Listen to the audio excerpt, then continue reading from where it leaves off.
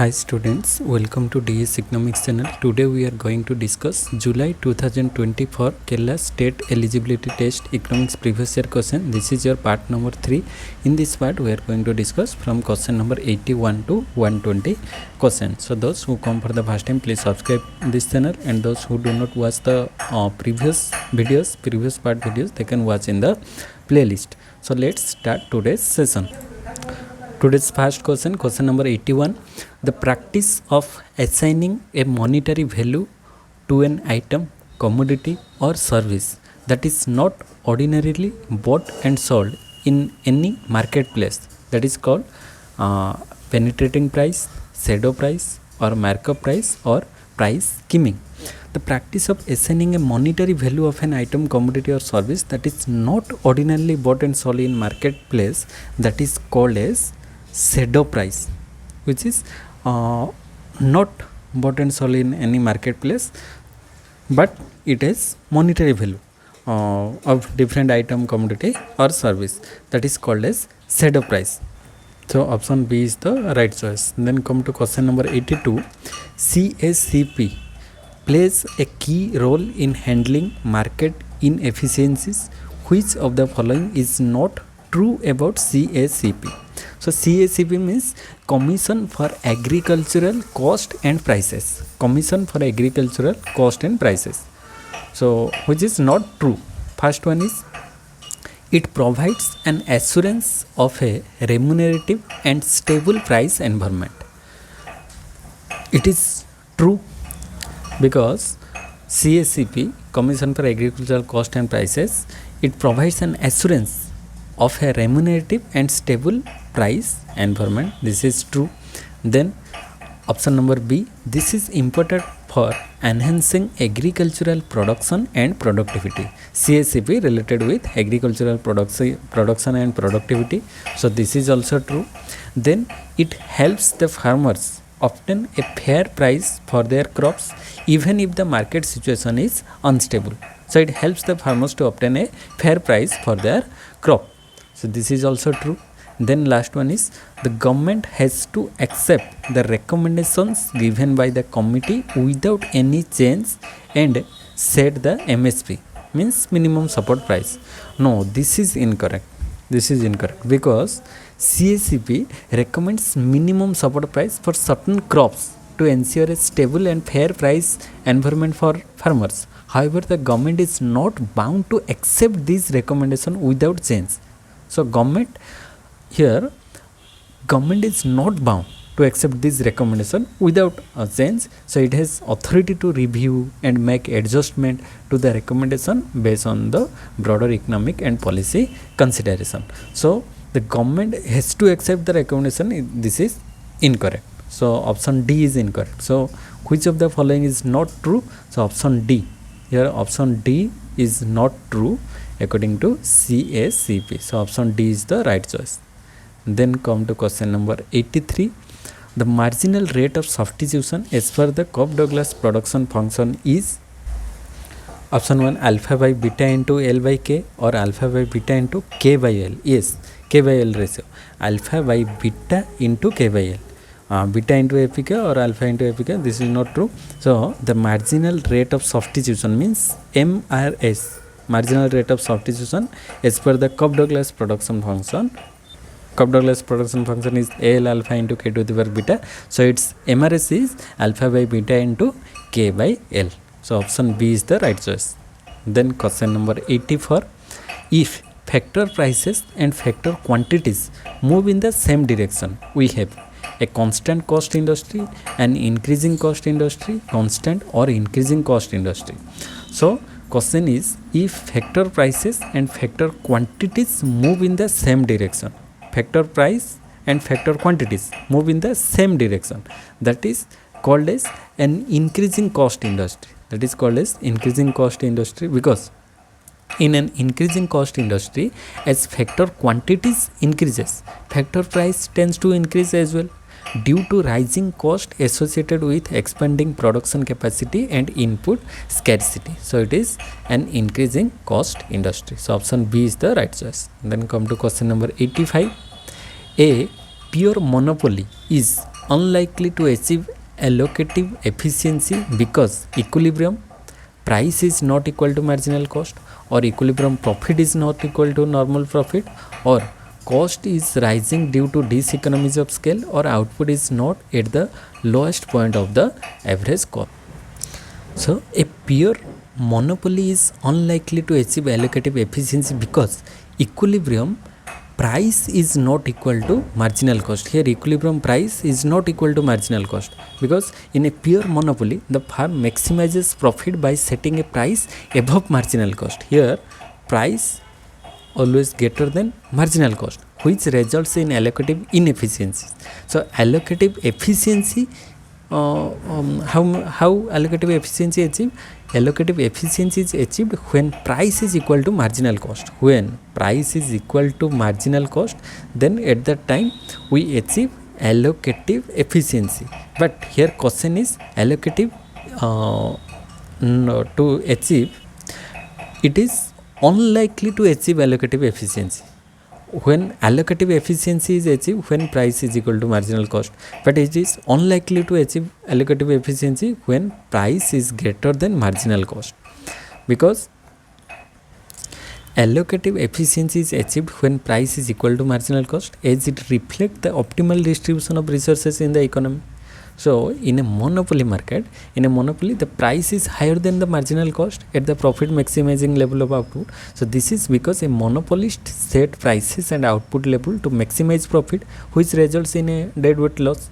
Then if we take the perfect competition market, in a perfectly competitive market, allocative efficiency is achieved when the marginal cost of production equals the marginal benefit paid by the consumer. So in a competitive market, the price would be lower and more consumers would benefit from purchasing the good.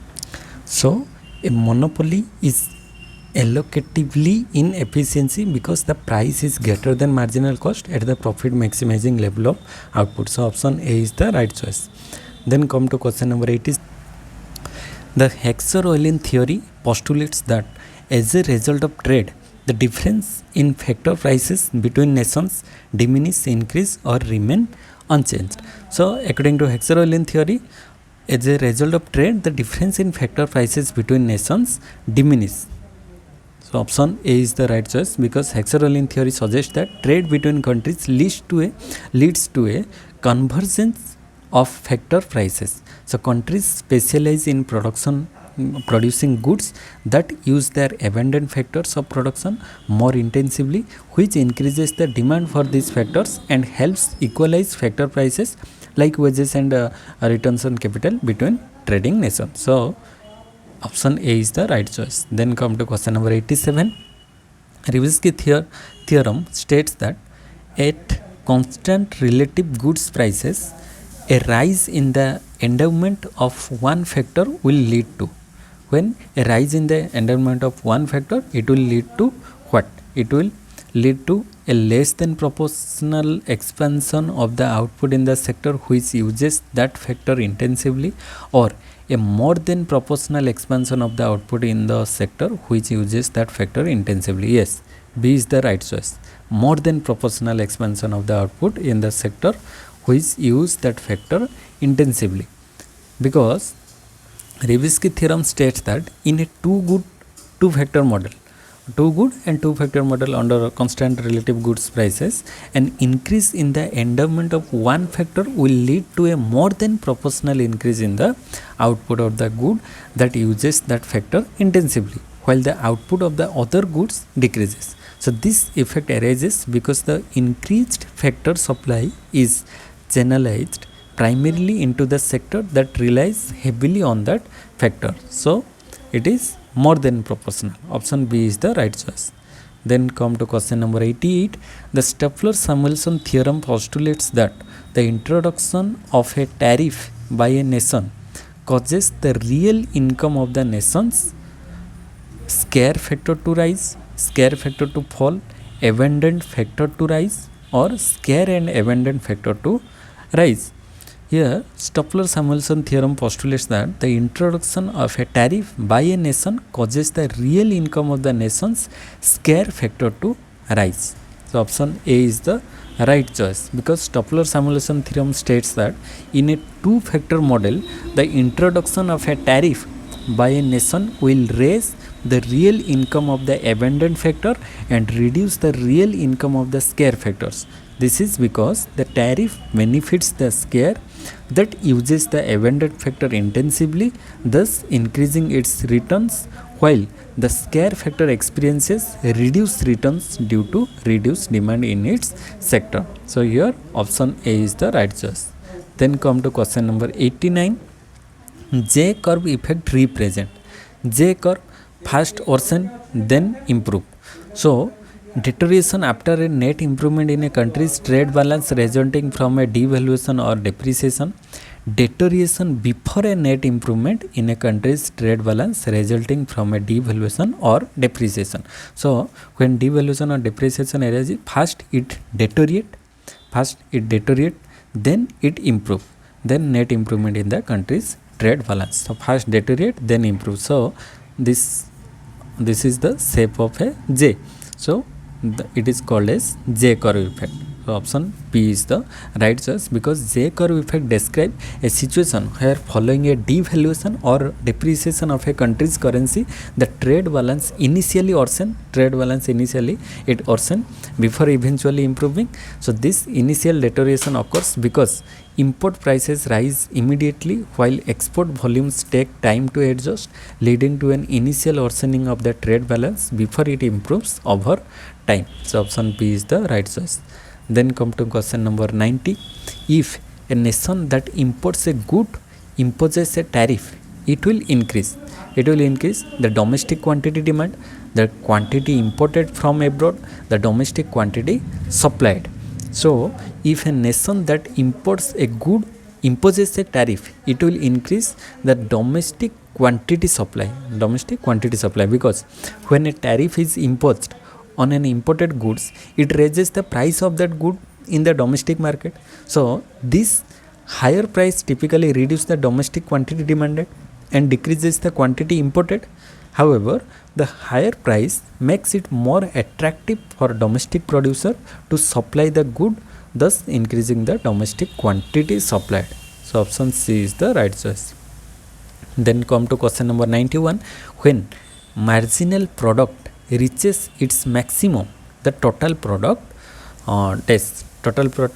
is at the maximum or stops increasing at an increasing rate and begins to increase at a diminishing rate. Yes, if we plot the figure, this is your total product and this is marginal and average.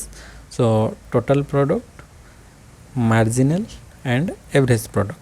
So when marginal product reaches maximum, product reaches maximum in this point, the total product first increasing at an increasing rate, then increase at a diminishing rate.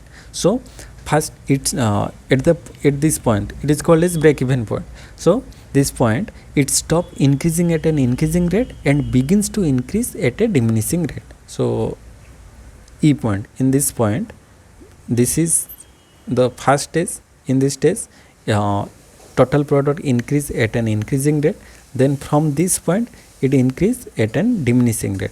So it stops increasing at an increasing rate, then begins to increase at a diminishing rate when marginal product is maximum. So option B is the right choice. Then come to question number 92. The tendency of individuals to value an item more when they own it than when they do not is dash effect, bigger effect, bandwagon or endowment or priming effect. It is called as endowment effect. Endowment effect refers to the psychological phenomenon where people assign a higher value to items they own compared to its that do not own. So this can lead to individuals being reluctant to trade or sell items they possess even when it may be economically rational to do so. So it is called as endowment effect. Then come to question number 93. Good X and good Y are close substitutes if the price of Y increases, what happens in the market for good X? Option A is the supply curve shift to the left or supply curve shift to the right, or demand curve shift to the left or demand curve shift to the right. So we take the example. So good X and Y are close substitute. Close substitute means similar type of goods. Like if we take example of any example like water bottle. So water bottle, one is Bisleri water and other one is suppose distillery water. So if price of Y increases, what happens in the market price of good X? This is X good and this is Y good. If first one is if price of Y increases. If price of Y increases, then what happens in the market demand for good X? Market for good X, price of good Y increases. So price of good X remains same. So demand for good X increases, because here price of Y is higher than the price of X. So X demand increases because X price is less than Y price. So X demand increases. So the demand curve shift to the right of X good. So option D is the right choice, because when price of good Y increases and good X is the close substitute, consumers will tend to buy more of the good X instead of good Y. So this increased demand for good X causes the demand curve for good X to shift to the right, indicating an increase in the quantity demanded at each price level. So option D is the right choice. Then come to question number 94. According to peak load pricing, consumer welfare will be higher as power companies charge a price equal to short run average cost, long run average cost, short run marginal cost, or long run marginal cost. According to peak load pricing. So what is peak load pricing? Peak load pricing involves setting prices based on the varying demand for electricity at different times. So by changing a price equal to the short run marginal cost during peak demand times, power companies can effectively allocate resources and maximize consumer welfare. So it is short run marginal cost. So this pricing strategy encourages consumers to adjust their uses to align with the lower cost periods, leading to overall efficiency in the market. So peak load pricing, it is related with short run marginal cost. So option C is the right choice. Then come to question number 95. Identify the correct statement. First one is a dominant strategy equilibrium is always a Nash equilibrium. Dominant strategy equilibrium is always a Nash equilibrium. Yes, this is right. A dominant strategy equilibrium is always a Nash equilibrium. Then a dominant strategy equilibrium can be a Nash equilibrium. No, it always Nash equilibrium. Then a Nash equilibrium also a dominant strategy equilibrium. It is not always true. It may or may not. Then a Nash equilibrium cannot be a dominant strategy equilibrium. No, Nash equilibrium can be a dominant strategy equilibrium. So option A is the best choice, because a dominant strategy equilibrium is always a Nash equilibrium. In game theory, we know that if a player has a dominant strategy, they will always choose that strategy regardless of what the other player do. So this is called as dominant strategy. So this means that if all players are playing their dominant strategies, the outcome is stable, making it a Nash equilibrium. So however, not all equilibrium arise from dominant strategies. Therefore, while all dominant strategy equilibrium are Nash equilibrium, the reverse is not necessarily true. So option A is the right choice. Then come to question number 96.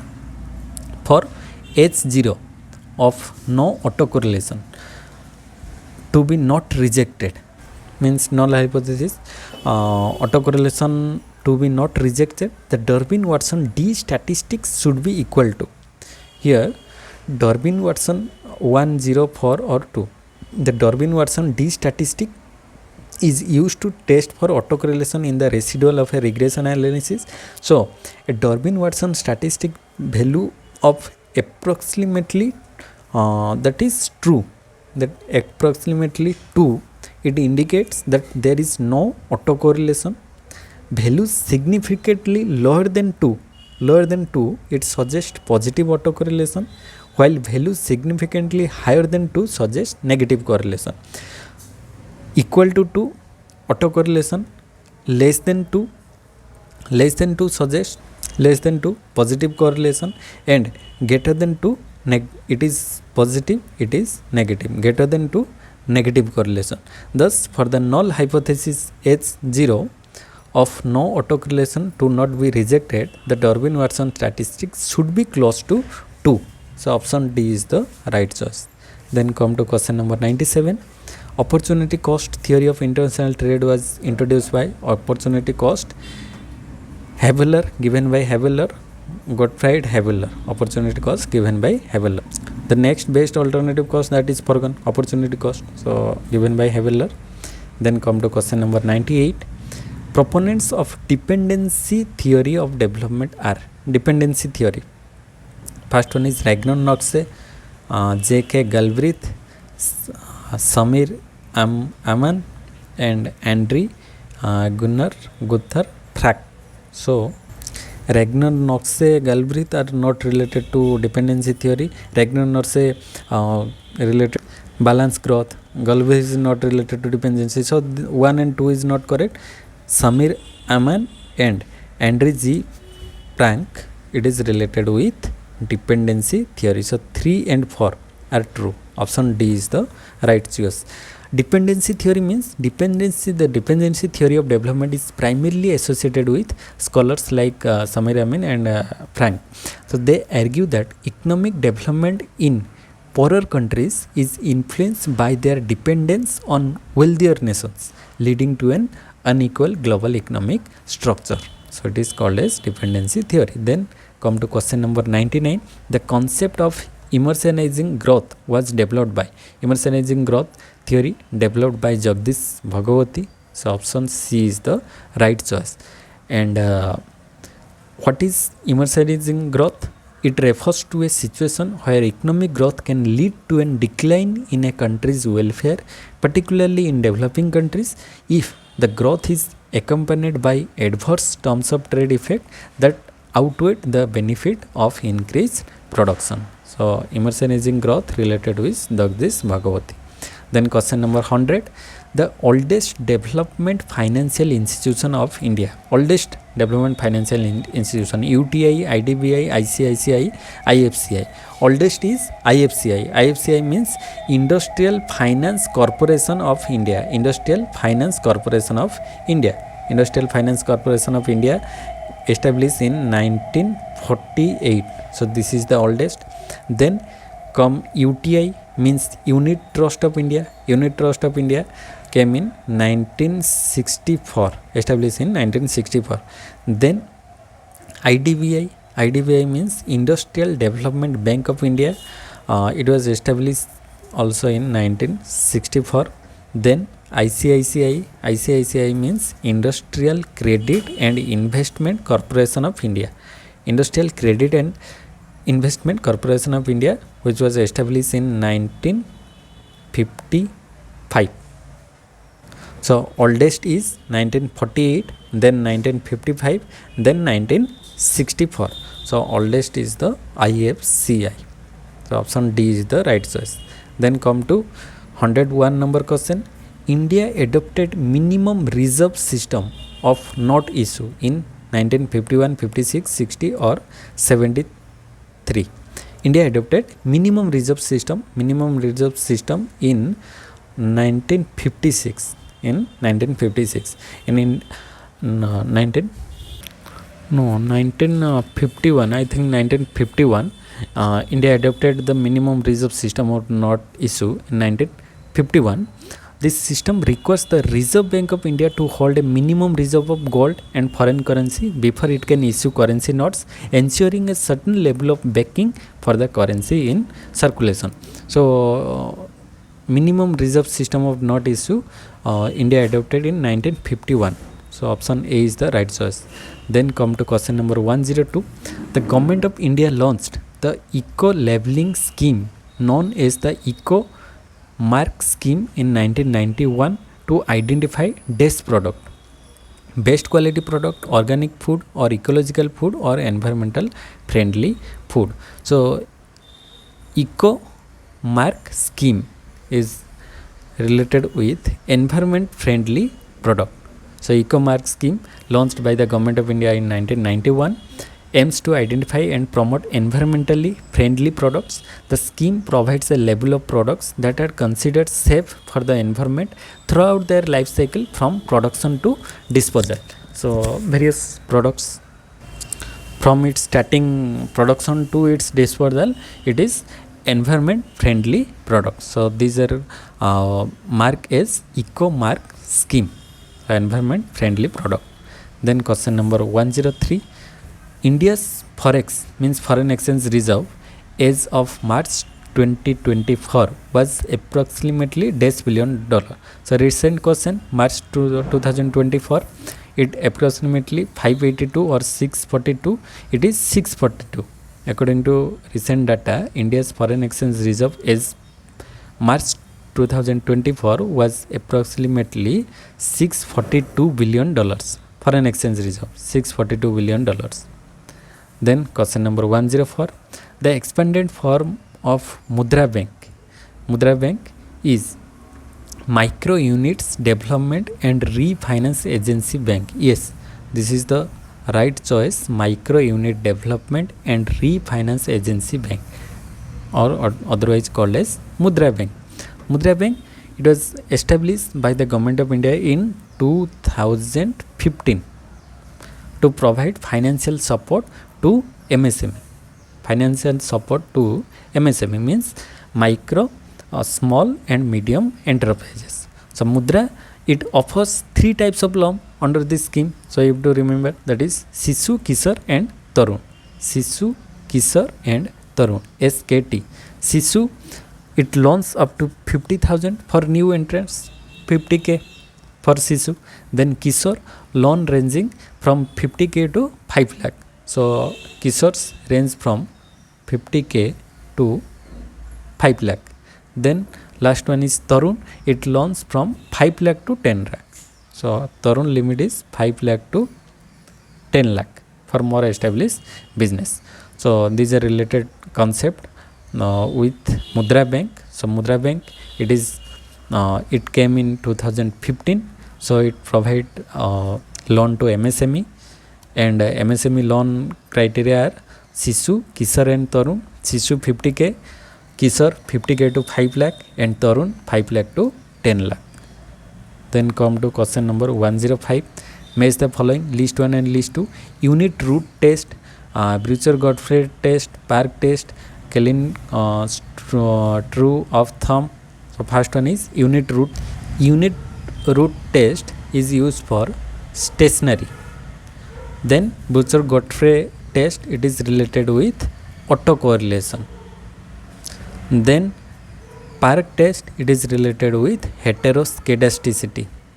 Then Kellin through of thumb, it is related with multicollinearity. A for B3, C1, D2. Option number D is the right choice. Then come to question number 106.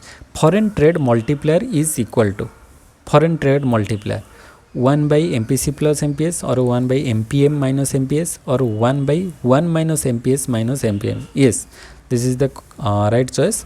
1 by 1 minus MPS minus MPM, because the foreign trade multiplier takes into account the marginal propensity to save and the marginal propensity to import. MPS means marginal propensity to save and marginal propensity to import.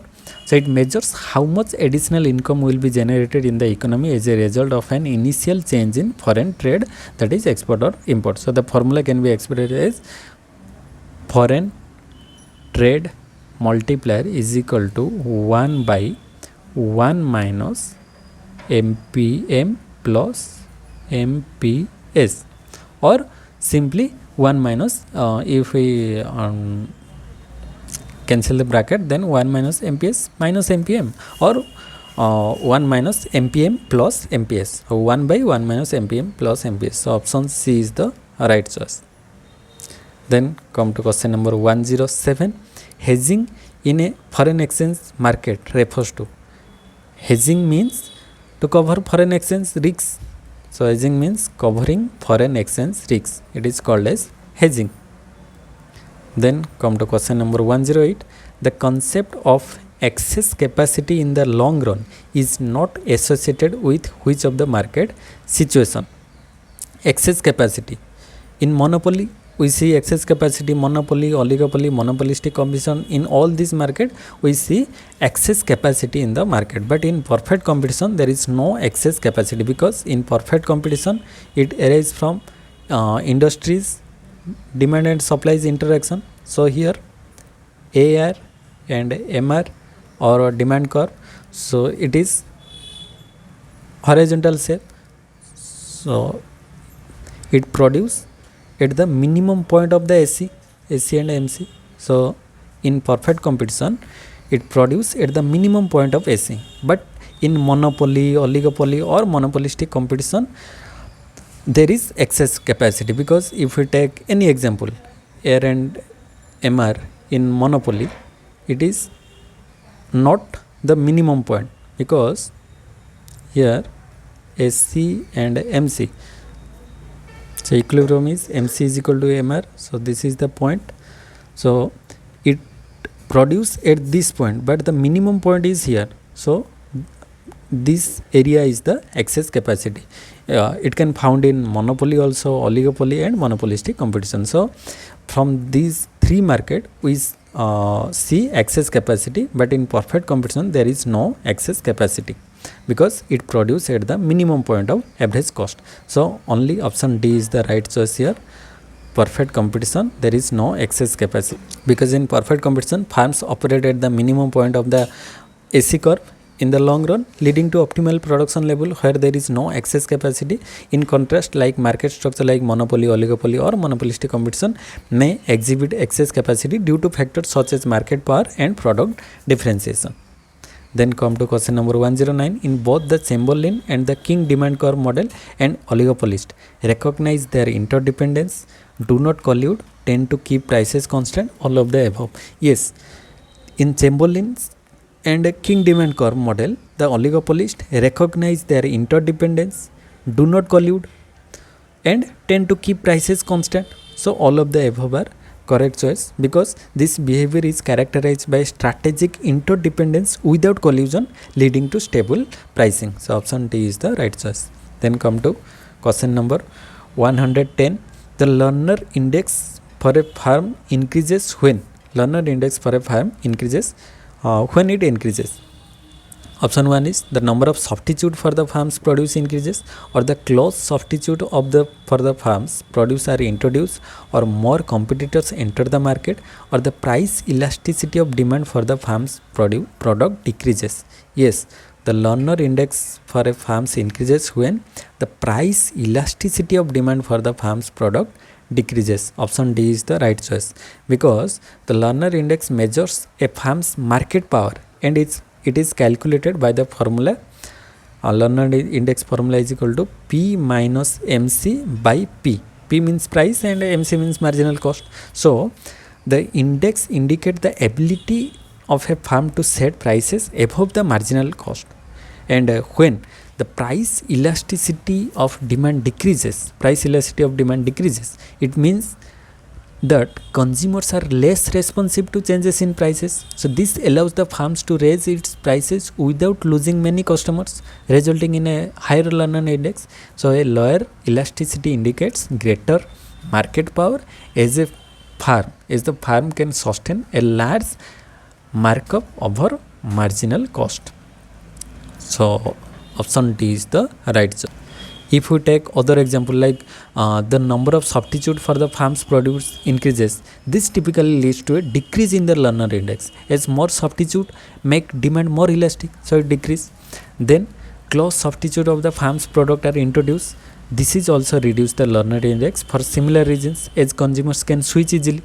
Then more competitors enter the market, so this increases competition and generally decreases the learner index due to heightened availability of alternative for consumers. So these are not true. So option D is the right choice. The price elasticity of demand for the firm's product decreases.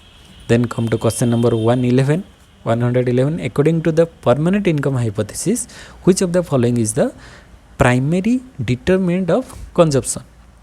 First one is current income, then expected future income, or disposable income, or transfer income, according to permanent income hypothesis. According to permanent income hypothesis, which is the primary determinant of consumption. Primary determinant of consumption is expected future income. Option number B is the right choice, because permanent income hypothesis proposed by Milton Friedman, it suggests that individuals base their consumption decision not just on their current income but rather on their expectation of their long-term average income, which he terms as permanent income. So expected future income is related with permanent income hypothesis. Then come to question number 112. Portfolio approach of demand for money was put forward by. Portfolio approach given by Keynes, Baumol, Tobin, or Patinkin. Portfolio approach of demand for money was put forward by William J. Baumol, W.J. Baumol. James, so portfolio approach. No, James Tobin. It is not William J. Baumol, it is James Tobin. Portfolio approach of demand for money put forward by James Tobin, because James Tobin introduced the concept of portfolio approach to money demand in his seminal work in the 1950s. So his model integrates the idea that individuals consider money as one of the assets among many in their investment portfolios, instead of viewing money demand solely as a function of transaction, that is Keynes suggested. Tobin's model highlights how people choose to hold a mix of assets, balancing risks and return. So, portfolio approach of demand for money put forward by James Tobin. Option C. Then question number 113. Standard error of a sample size n, whose variance sigma square is given by the equation.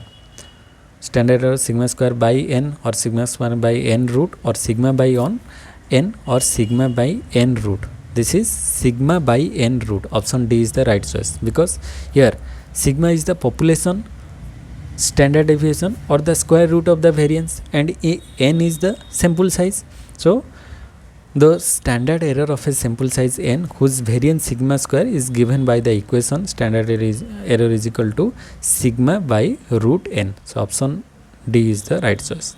Then come to question number 114. Given the total cost function TC is equal to this, then marginal cost at output Q is equal to 100 is.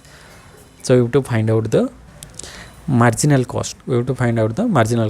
Where Q is given as 100.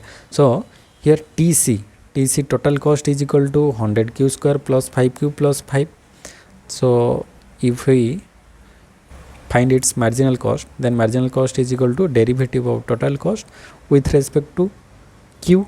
So here derivative is equal to 10 Q square means 2 into 10, 20 Q plus 5. So 20 Q plus 5 is equal to marginal cost. So Q value given is 100. So 20 into 100 plus 5. So 20 into 100 is equal to 2000. So 2000 plus 5 is equal to 2005. So here marginal cost is equal to 2005. Option number D. Here option D is the right choice. Then come to question number 115. Coefficient of determination is given by. Coefficient of determination RSS, TSS, ESS, RSS, or 1 minus RSS by TSS means 1 minus residual sum of square by total sum of square. Coefficient of determination is given by 1 minus residual sum of square by total sum of square. So option C is the right choice. Then come to question number 116. Power of a test means the probability of rejecting a null hypothesis when it is false. Yes, power of a test means that probability of rejecting a null hypothesis when it is false. When it is false, we have to reject that hypothesis. So it is called as the power of test. So option A is the right choice. Then come to question number 117. High powered money is the sum of banks reserve at the central bank, cash balance held by the banks for loans and advance, cash balance at the banks plus loans and advance of banks, or sum of commercial banks reserve and currency notes and coins held by the public. Yes, option D is the right choice. High powered money, it is the sum of the commercial banks reserve and plus currency notes and squares held by the public. So option D is the right choice, because the term refers to the total amount of money in the economy that includes both the reserve that banks holds at the central bank and the physical currency in circulation like notes and coins that is held by the public. So it is essentially represents the foundation upon which the money supply is built. So it is called as high powered money. Option number D. Then question number 118, full convertibility of Indian rupee in current account transactions related to goods and services was made possible in full account convertibility 1985, 91, 94 or 2002.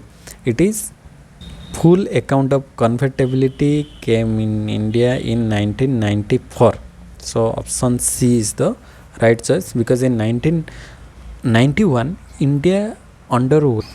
Now if you take, actually it come in 1991, because in 1991 India underwent significant economic reform including the liberalization of its economy. One of the key aspects of this reform was the introduction of full convertibility of the Indian rupee on the current account, which allowed for easier exchange of the currency for international trade in goods and services. So in 1991 reforms were prompted by a balance of payment crisis and led to the deregulation of the economy, removal of trade barrier and significant changes in foreign exchange policy.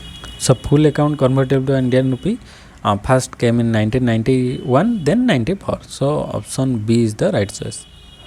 Then question number 119, the committee which recommended for introduction of agricultural tax recommendation given by 𝙁𝙍𝙀𝙀, PC 𝙁𝙍𝙀𝙀 or KN Raj or VS Vyas.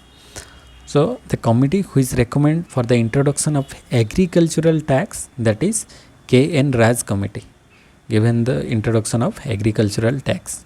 Then question number 120, today's last question, crowding out effect occurs when? Crowding out means public expenditure outweighs private expenditure or public investment. It decreases private investment. First one is government decreases its borrowing and set in motion a chain of events that results in the curtailing of private sector spending, or government increases its borrowings and sets in motion a chain of events that results in the curtailing of private sector spending. Yes, this is the correct choice. So in crowding out effect, government increases its borrowings. So not decrease, it increases its borrowings and set in motion a chain of events that results in the curtailing of private sector spending, means reduce private sector spending and government borrow and government spending increases. So it is called as crowding out effect. So option B is the right choice here. So this is all about for the today's session. If you have any doubt, please comment in the comment section. I will try to rectify your doubts. So those who come for the first time, please subscribe to this channel and also share with your friends so that all are getting benefited from this video. So thank you all for watching this video. See you in the next part. Thank you all. Jai Jagannath.